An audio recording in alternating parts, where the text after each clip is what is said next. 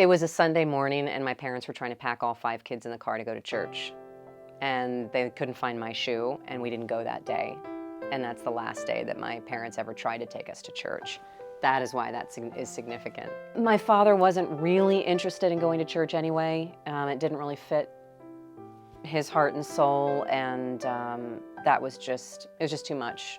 5 kids and all of the chaos and worrying about trying to find my shoe. That was a defining moment in my faith experience, that my parents made a decision not to expose me. So then I was left for a lifetime to try and find my own way. So my only understanding of God and faith was snippets. And unfortunately, a lot of them were people who judged me. If you don't fit this box, then you're a sinner and you're going to burn in hell. I mean, that is the message that I got clearly and concisely my whole life. And I thought, but wait a minute, I'm a good person.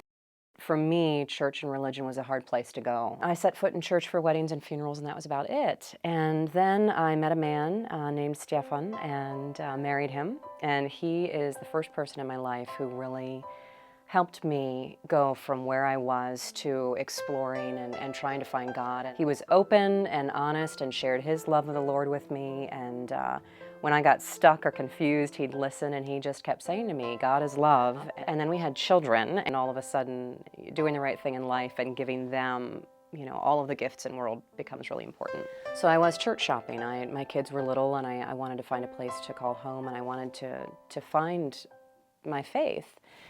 And I went to a lot of different churches. Easter hadn't occurred to me.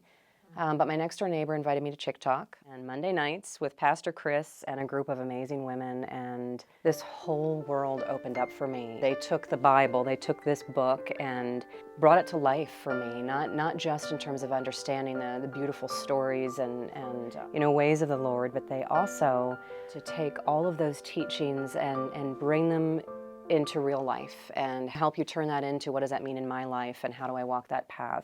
What makes sense to me in all of this as I'm trying to learn is that God is love. And faith to me is that little voice that says, this is the right thing to do.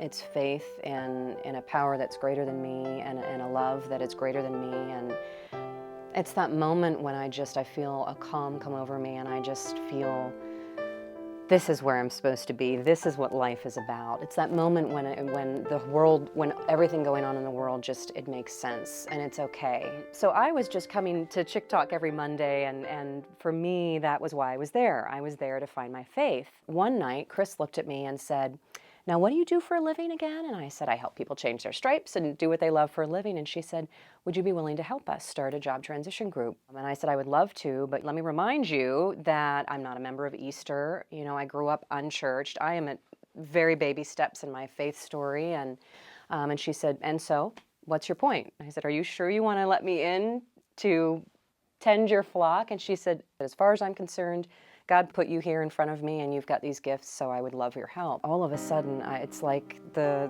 light bulb went on for me, and I started understanding throughout my whole life the moments when I have felt just this overwhelming need to do something, and it's always been around reaching out to people to help them. And it wasn't until Easter and the job transition group that it all crystallized for me, and I realized that it's what I'm built to do. It's what I'm here to do. And I don't just help people find jobs. I help them discover and harness their unique gifts and turn those into a career that not only fills their bank account, but their hearts and their souls, and lets them make this world a better place. I came to Easter looking for a church, and I found my calling, and it changed my life. If not for a couple of people in my life, if not for my husband and his sister and Easter, I wouldn't be sitting here in front of you. I would have continued running my business and doing things to help job seekers, but I wouldn't have found that magic place.